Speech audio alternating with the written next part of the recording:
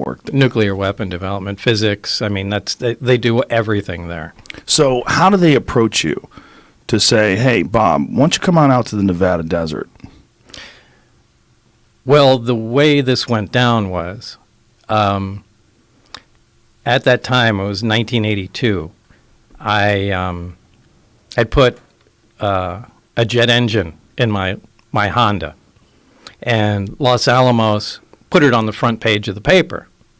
It said, Los Alamos man, physicist at the lab, built this 200-mile-an-hour, Honda jet car that I drove to work every day. So I was known in Los Alamos, the guy with the weird car, and you could hear it from a mile away. Anyway, the day that came out on the front page of the paper was the day Edward Teller, the father of the hydrogen bomb, was giving a lecture down there at the lab. And we didn't have much going on that day in our group, and I asked if I could go down there. And I went down there early, and Ed Teller was outside, leaning on a brick wall there and reading the front page of the paper. Now, this is a guy out of history, so I introduced myself. Hey, I'm the guy you're reading about there. And we talked for a little while, and it was cool.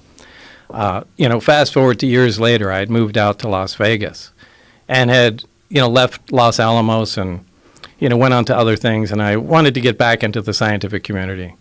I left to start other businesses and that sort of thing. So I sent resumes out, and one of them went out to Ed Teller and referenced our meeting, back in the day. And anyway, he remembered me and gave me a reference, somebody to contact at EG&G. And that's pretty much how it started. So you get a phone call or a letter? Like, what do you get? Well, I got what did I get? I got a letter initially and went down for an interview probably a couple times. And it was down at EG&G Special Projects, which was at McCarran Airport at that time out in Las Vegas. And did they give you any sort of job description of what you were applying for? They said it was for I can't remember exactly what they did. This was a long time ago, but I think it was advanced propulsion or something like that, something relatively generic. And they said it's in a remote area.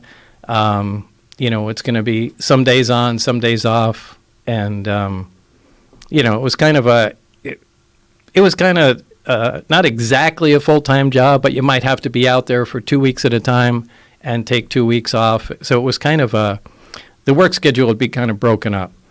And did this seem attractive to you, or did it seem weird? No, it really wasn't weird, because people that work at the test site, anybody that's familiar with the area up there, working at the nuclear test site or at the Tonopah test range north of there, that's typically how things go. So you had known about it from the scientific community? Because the Area 51 at that time was No, they didn't say anything classified. about Area 51. Okay, so they just said it was in a remote location, and you just know it was up at the test site.